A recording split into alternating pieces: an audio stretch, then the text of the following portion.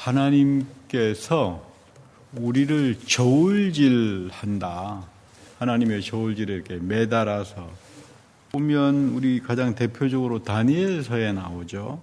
느부갓네살 왕의 아들 벨사살 왕이 예루살렘에서 뺏어온 금그릇, 은그릇, 또 성전에 쓰는 그릇으로 만찬을 열었습니다. 열어서 막 거나하게 만찬장에서 술을 마시는데 큰 손이 나타나요. 벽에다가 메데 데겔 우르바신. 데겔이라고 하는 말은 하나님께서 왕을 저울에 달려보니까 너 함량 미달이다 이런 뜻입니다. 데겔 우르바신. 하나님께서 이렇게 저울질 달아본다. 너가 함량이 제대로 되는지, 속된 말로는 그저 깜이 되는지 안 되는지 하나님께서 이렇게 달아보신다 이 말이에요. 오늘 이 본문에 보면 사무엘상에 하나님의 저울질이 어떻게 나타나는가 상당히 중요하게 나타납니다. 여기 오늘 사무엘상에 보면 엘리의 아들들이 불량한 인간들이다. 불량하다. 여호와 하나님을 알지는 못해요. 불량한 짓들을 한다. 원래 여러분 이 불량자란 말은 벨리알의 자녀들이다 이런 뜻이에요. 사탄의 아들이다 그 말이죠.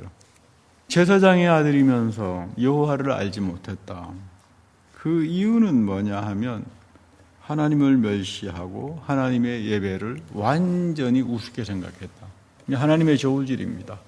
여러분 교회 다닌다고 해서 다 복받고 구원받고 그러지 않아요. 여러분 착각하지 마세요. 어떤 분들은 교회 뜰만 밟아도 다 구원은 다 받은 거. 여러분 그거는 성경은 그렇게 말 안 합니다. 구원은 여러분이 하나님께서 저울질 함량이 되는지 안 되는지 다는데 그 함량이 제대로 되느냐 안 되느냐를 판단한 게 이 사람이 여호와를 제대로 알고 있나. 그럼 뭡니까? 하나님 말씀이죠. 성경 알아야 돼요. 하나님이 어떤 분인가를 알아야 돼요. 지혜가 있어야 돼요. 두 번째는 하나님 앞에 예배와 제사를 제대로 신령과 진정을 가지고 드리고 있느냐 이거 보는 거다 이 말이에요.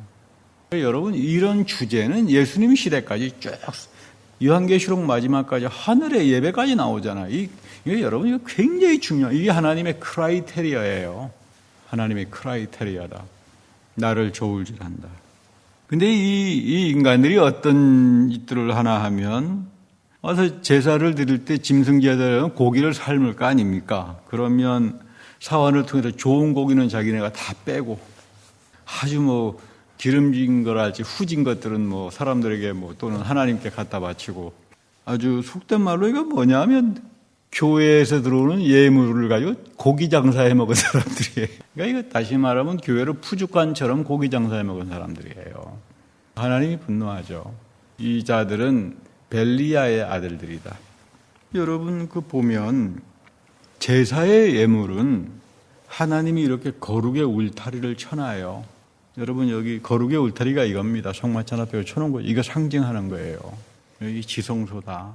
거룩의 울타리를 치기 때문에 함부로 하지 마라. 하나님이 거룩하게 한 곳을 함부로 하지 마라. 모세처럼 자기 신발을 벗고 경건한 자세를 가지고 임하라. 그런 여러분 굉장히 소중한 영적인 의미가 있는 거예요. 여기 보면 신명기 28장에 가서 보면 굉장히 중요한 말이 나옵니다. 신명기 28장 6절에 아주 유명한 말인데 너는 들어와도 복을 받고 나가도 복을 받을 것이다. 누구에게 이런 복이 되는가? 여호와를 알고 하나님께 예배와 예전을 신령과 정직함을 가지고 드리는 자들에게 다시 말하면 너는 들어가도 복을 받고 나가도 복을 받을 것이다. 이거 굉장히 중요한 이야기입니다. 이 신명기 28장 6절에 이 축복을 받은 사람이 누구냐 하면 오늘 읽는 사무엘상에 나오는 하나예요. 창세기에는 아브라함이 되는 거고요.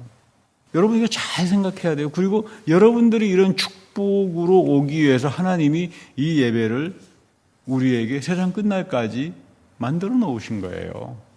무슨 건물이니 무슨 이런 예배당이니 이런 거 여러분 겉모습은 중요한 게 아닙니다. 하나님께서 나의 예배의 삶에서 저울질로 평가하죠. 함량이 제대로 되느냐. 핑계를 댈 거면 엘리의 아들들이라고 해서 핑계 많이 될 수 있겠죠. 그런데 하나님은 그들의 중심을 다 깨달아 보신다. 여러분, 하나님이 나의 중심을 꿰뚫어 본다라고 하는 말은 이런 말입니다. 아이, 뭐, 하나님께서 내 형편 다 아시니까 아시겠지. 그런 말 아니에요. 착각하면 안 됩니다. 그런 말 아니에요. 우리 아무도 하나님 앞에서 핑계를 대지 못합니다. 하나님의 저울질은 하나님의 말씀과 약속의 빛에서 주어지기 때문에, 아, 너가 여호와에 대한 지식을 가지고 살았느냐? 그래, 너가 다시 말하면 하나님의 약속의 빛에서 예배를 경건하게 드리면서 살았느냐? 이거예요, 이거. 아니, 뭐, 내 형편 아니까 적당히, 이런 뜻이 아닙니다. 이거 여러분 착각하지 마셔야 돼요. 많은 분들이 그렇게들 설교도 하고 그러는데 원래 본 뜻이 그런 뜻 아닙니다. 하나님의 저울질이다, 이 말이에요. 이 하나님의 저울질이 은혜와 축복으로 오는 사람은 너는 들어가도 나가도 하나님의 복을 받을 것이다. 영원한 겁니다. 근데 여기에서 함량 미달이 되어서 아웃이 될 때는 뭐가 나타난다? 이가봇 하나님의 영이 너를 떠난다. 그러면 심판이에요. 또 오늘 엘리의 아들 그리고 심지어 엘리 제사장까지 마지막에 내러티브를 쭉 보면 이가봇으로 심판당하는 비참한 운명을 우리가 보게 되는데 너희들은 이런 삶을 살지 말라 그런 말입니다. 사무엘은 어릴 때 세마포 예복을 입고 여호와 앞에 섬겼다 이렇게 말합니다. 근데 재밌는 건 이 세마포로 만든 예복을 아마 제사장 옷 흉내내가지고 조그마한 어린 예복을 입혔겠죠. 그걸 누가 가서 늘 해마다 키가 자라고 이제 하니까 하나 엄마가 가서 이렇게 옷을 그때마다 해마다 지어서 예복을 만들어줍니다. 근데 여러분 이게 기가 막힌 게 뭐냐면요. 하나님 앞에 바쳐지게 되면 거룩의 울타리가 쳐져요. 그리고 부모는 서원을 합니다. 그러니까 자기 자식이라도 우리가 제사장으로 하나님께 바쳤습니다 하면 어머니라도 함부로 못합니다. 거룩의 울타리가 쳐져 있기 때문에 가서 내 아들이라고 놀 수도 없고 그냥 먼 곳에서 보고 오는 겁니다. 그러니까 그 마음이 보통 쓰라리지가 않겠죠. 하나님과 내 사이에는 서원이 있잖아요. 서원 기도라고 하는 게 그래서 중요한 거예요. 거룩의 울타리가 쳐진다. 소원할 때 하나님이 반드시 들어주시고 나는 그 소원에 합당한 실행을 해야 한다. 이 거룩의 울타리입니다. 거룩의 울타리들. 신앙생활하면서 이런 영적 지식 몰라서 망그러지는 사람들 한두 사람들이 아니에요. 온갖 세속적인 생각을 교회 안에 갖다가 보니까 하나님이 거룩의 울타리를 쳐놓은 곳이 이게 하나님의 거룩의 울타리로구나. 이게 서원이로구나. 기도 속에서 내가 하나님 앞에 하는 서원은 하나처럼 거룩의 울타리가 쳐주는구나. 여러분 이거 잘 깨닫고 살아야 돼요. 이런 사람들이 하나님께서 저울질하면서 너가 지금 나의 축복에 함량이 차 있는지 미달이 되는지 이렇게 이야기가 되는 겁니다. 그래서 바울이 늘 하는 이야기가 있죠. 너희들 하나님을 만홀히 여기지 마라. 왜냐하면 갈라디아서에 보면 바울은 소아시아 지역에 그리스 배경을 가지고 있는 사람들이 교회에 들어오니까 이방인들이죠. 이들은 하나님 개념이 구약에서는 신령하고 거룩하고 두려운 분이세요. 은혜가 넘치는 분이지만 그리스 사람들에게 신은 너무나 많고 인간하고 똑같아요 하는 짓이. 여러분 제우스 보세요. 바람 피고 돌아다니고 동성연애하고 뭐 이러잖아요. 그러니까 맨날 신 욕하고. 그러니까 이 사람들이 그리스 종교성에 있다가 교회 안에 들어오니까 하나님에 대해서 만놀리 여기는 걸 당연하게 생각해요. 하지 마라. 큰일 난다. 그 말이에요. 우리 오늘 미국에서도 보면은 그 영어 표현에 그런 나쁜 표현들 많아요. 좀 기분 나쁘면 거기다가 막 그냥 신 이름을 갖다 붙여가지고 여러분 이거 하나님 만홀히 여기지 마라. 거룩의 울타리가 쳐져 있다. 너희가 하나님 사이에는 이제 그런 이야기입니다. 그러니까 하나님을 만홀히 여기지 못하기 때문에 우리는 벨리알하고 하나님을 같이 섬기지 못해요. 너희 그리스 사람들아, 벨리알 자식으로 살면서 어떻게 하나님 자녀라고. 근데 이 사람들은 그런 분간이 없는 거예요. 영적으로 몽매하고 무지몽매하니까 뭐가 죄인지 뭘 해서는 안 되는지 그냥 세상과 그냥 우르르 갖다 놓고는 교회 와가지고 나중에 안 되면 아니면 말고. 근데 하나님에게는 벨리알처럼 아니면 말고 하는 그런 성품이 없어요. 큰일 납니다. 이게 지금 하나가 그리고 우리가 하나님 말씀을 통해서 이 엘리의 아들들이 심판을 당한 이유가 바로 이제 여기에 있구나. 그래서 바울도 말하죠. 우리는 살아계신 하나님의 성전이다. 하나님이 너희들 가운데 두루 행하고 나는 이들의 하나님이 된다. 그리고 너희들은 나의 백성이 된다. 여기에 아주 중요한 사상이 담겨져 있습니다. 하나님이 여러분을, 나를 하나님의 성전으로 여깁니다. 내가 하나님의 성전이야가 아니에요. 목사님 나는 하나님의 성전이니까 뭐 집에서 예배 잘 드립니다. 무식하니까 그런 말 하는 거죠. 얼마나 성경을 모르면. 근데 중요한 건 교회를 40년, 50년 다닌 사람들이에요. 이게 저는 화가 나요, 요즘. 저는 이게 화가 나요. 아니, 교회를 40년, 50년 다닌 사람들이 성경의 ABC를 몰라요. 그래 놓고는 와서 한다느냐. 제자훈련 1번, 2번, 3번 다 뗐습니다. 이거 지금 무슨 말이에요? 제자훈련이 무슨 여러분 교과서가, 참고서가 여러분들 구원을 합니까? 이 정말 어리석은 이 불량자의 아들들이에요, 교회 다니면서. 이거 하지 말아야 됩니다. 이 길로 가지 말아야 돼요. 하나님이 나를 성전으로 여겨주신다는 말은 하나님이 내 안에 거하여 어떻게 거합니까? 말씀을 통해서 거하겠죠. 기도를 통해서 거하겠죠. 예배를 통해서 거하겠죠. 그리고 나의 삶에서 두루 행하신다. 재미있는 표현이에요. 한국말 번역으로 굉장히 좋은 번역을 잘한 것 같아요. 이 말은 하나님이 내 삶 안에 동행하시면서 역사를 일으키고 하나님의 능력을 행하신다 이런 뜻이에요. 두루 행하신다. 이 번역은 난 진짜 잘한 번역 같아요.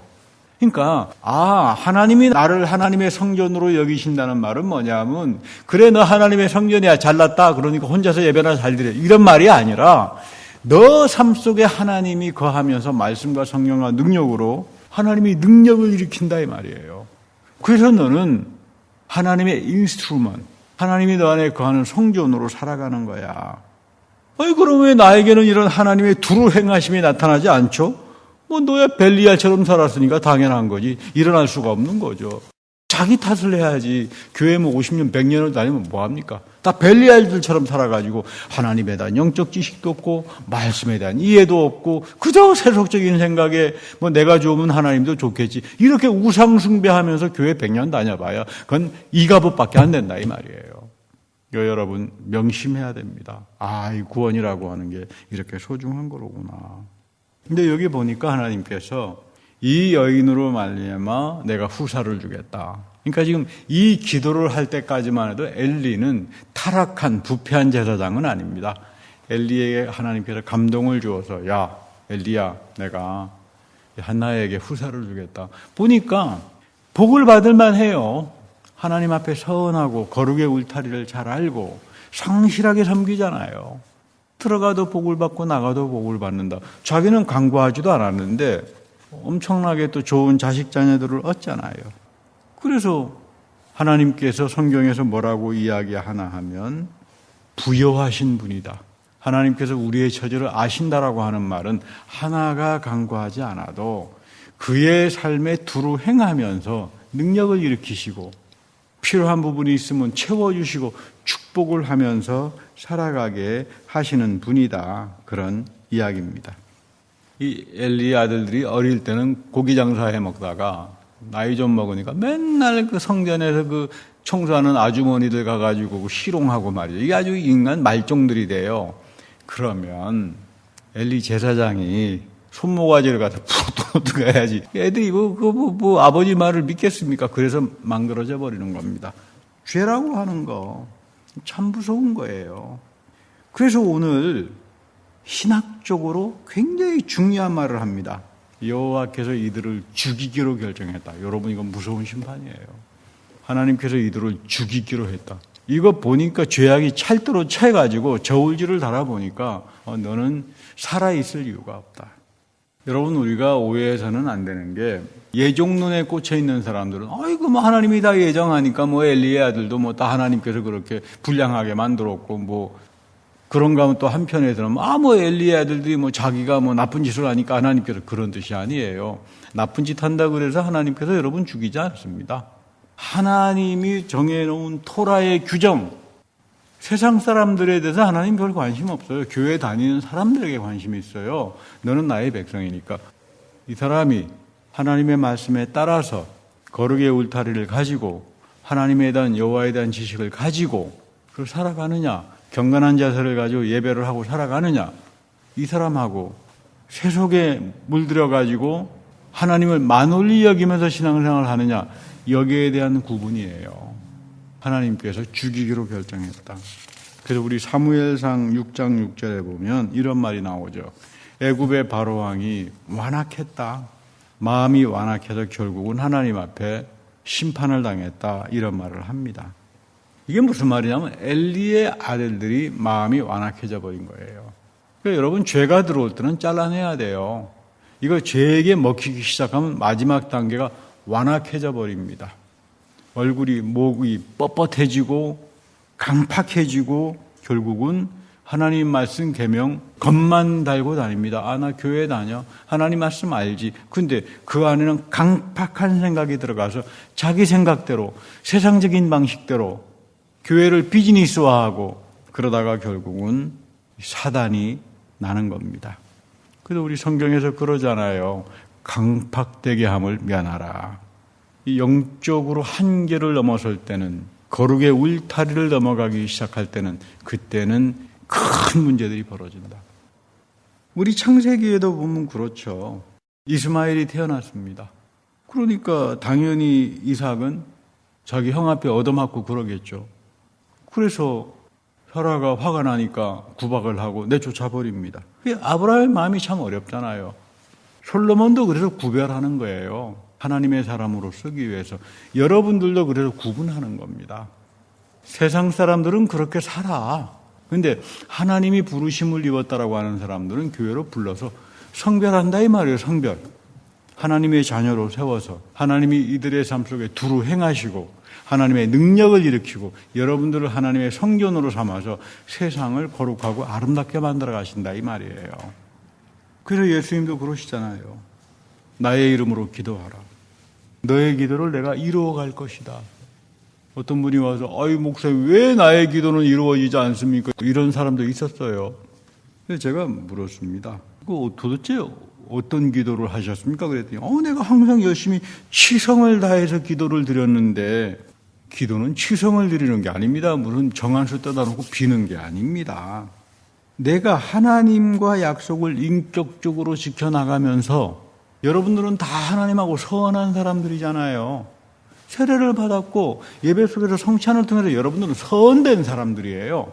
거룩의 울타리를 가지고 사는 사람들인데 이런 사람들에게 하나님이 우리는 하나님의 거룩한 성품을 실행에 옮기고 이렇게 살아가는 사람들에게 하나님은 두루 행하시잖아요. 하나님의 기도의 능력이 나타나잖아요. 기도는 평생에 걸쳐서 이루어지는 거예요. 여러분 이거 의미를 잘 깨달아야 돼요. 내가 치성을 드려가지고 30년 기도했다 그래가지고 이루어지는 그런 게 아닙니다. 그거는 기복신앙이나 무당 쪽에서나 하는 이야기지. 성경에서 말하는 기도를 이루어 가신다라고 하는 말은 하나님의 저울질이에요. 하나님의 저울질. 그러니까 여러분의 기도가 이루어지려면 하나님이 두루 행하시려면 여호와에 대한 지식을 가지고 있어야 돼요. 호세아도 그러잖아요. 이 백성들이 망한다. 여호와에 대한 지식이 없어서 망한다. 안타깝다 이 말이죠. 몸만 가가지고 교회 앉아있으면 뭐하냐 이 말이에요. 여호와에 대한 지식이 없어서 망하는데 하나는 아들 하나만 달라고 했는데 아들 셋, 딸 둘 덤으로 많이 주셨습니다. 그래도 하나님의 풍성하신 하나님이라고 그러죠. 하나님의 풍성함은 이 부여하심이고 우리에게 삶 속에서 두루 행하시는 거고 그죠? 그리고 신명기 28장에서 말씀한 것처럼 너는 서원된 자로서 나가도 들어와도 하나님의 복이 임할 거다. 여러분들의 인생에 이런 축복이 넘치기를 간절히 바랍니다. 우리 예수님도 그런 말 하잖아요. 너희는 먼저 그의 나라와 그의 의를 구하라. 이 모든 것을 다 더해 줄 거다. 풍성하신 하나님을 말씀하시잖아요. 두루 행하시는 하나님을 여기서 표현하잖아요. 이거 갖다는 꼭 우리가 하나님의 나라와 그의 의를 위해서 아프리카가 나를 부릅니다. 중국이 나를 부릅니다. 여러분 이런 이야기 아니에요. 이거 무슨 뜻이냐면요. 여러분 하나님의 나라가 뭐예요? 하나님의 다스림이에요. 다스림. 여러분들의 삶을 하나님이 다스립니다. 전쟁 용어잖아요. 샬롬으로. 내가 하나님 앞에 다스림 받을 때 하나님의 나라가 임재하는 겁니다. 나는 지금까지 세속적인 생각, 나의 생각, 내 경험을 가지고 나의 삶을 다스려 왔는데 이제는 하나님의 나라가 임한다. 내 삶을 하나님의 말씀이, 하나님의 가치가, 하나님의 은혜가 나를 다스린다. 그리고 그분의 의, 하나님의 의로움이 뭡니까? 우리가 어떻게 하나님의 의로움을 뭐 어떻게 향하겠어요? 하나님의 거룩함을. 우리는 다 모자란 사람들이고 한계가 있는 사람들인데 하나님의 의로움이 뭡니까? 하나님의 가장 중요한 의로움이 뭐예요? 용서예요, 용서. 니메시스 원리가 여기에 담겨져 있다 이 말이에요. 나는 아무리 저 사람이 나를 기분 나쁘게 해도 하나님께서 나를 다스리시니까 내가 하나님을 안 믿었으면 참 가서 한바탕 하고 싶지만 그냥 참습니다. 넘어갑니다. 그리고 두 번째는 하나님께서 그 일을 행하게 하시니까 그래, 나도 하나님 앞에 넘치는 긍휼을 입고 사는 사람이다. 내가 너를 용서한다. 그 용서가 안 되면 36개 도망을 가든가. 뭐 여러분 이렇게 사는 거예요. 그럴 때 하나님이 뭐라고요? 모든 걸 더해 줄 거다. 모든 걸 더해 줄 거다. 필요한 건강도 줄 거고 필요한 지혜도 줄 거고 필요한 친구도 줄 거고 뭐 하나님이 다 두루 행하시면서 간다 이 말이에요. 너는 들어가도 복을 받고 나가도 복을 받는 이런 인생이 될 거다 이런 말입니다. 여러분 이거 잘 붙들고 살아야 됩니다. 아, 하나님이 나를 저울질 하신다. 그 저울질은 단순히 내 중심을 보는 게 아니라 내가 여호와에 대한 지식을 가지고 살아가느냐. 나는 하나님 앞에 바쳐진 선된 사람인데 난 하나님 앞에서 거룩의 울타리를 지키면서 살아가느냐. 이럴 때 그래서 나는 하나님의 나라가 나를 다스리고 평화가 나를 다스리고 하나님의 말씀이 나를 다스리고 세상에 나가서 내가 하나님의 의로움 용서하며 살아갈 때 저는 들어가도 나가도 복의 근원의 사람으로 아브라함처럼 한나처럼 그런 인생이 될 거다 이런 말입니다. 이런 축복이 여러분들에게 임하기를 간절히 바랍니다. 기도하겠습니다. 하나님, 하나님의 저울질 앞에 우리가 서 있음을 압니다. 늘 하나님의 지식을, 여호와에 대한 지식을 사모하게 하시고 우리는 하나님 앞에 선된 사람들이고 하나님과 내 사이에 거룩의 울타리가 쳐져 있음을 깨닫게 하옵소서. 세속적인 가치와 나의 편견과 욕망을 가지고 하나님을 섬기는 것이 아니라 하나님의 나라의 그 다스림을 내가 받게 하시고 또한 하나님의 의로움인 그 고귀한 용서함을 내 삶에서 실천하며 살아갈 때 하나님께서 나를 더해 주시고 내 삶에 두루 행하시며 나를 나가도 그리고 들어와도 복의 근원의 사람으로 내 믿음을 통하여 채워주실 것을 믿습니다.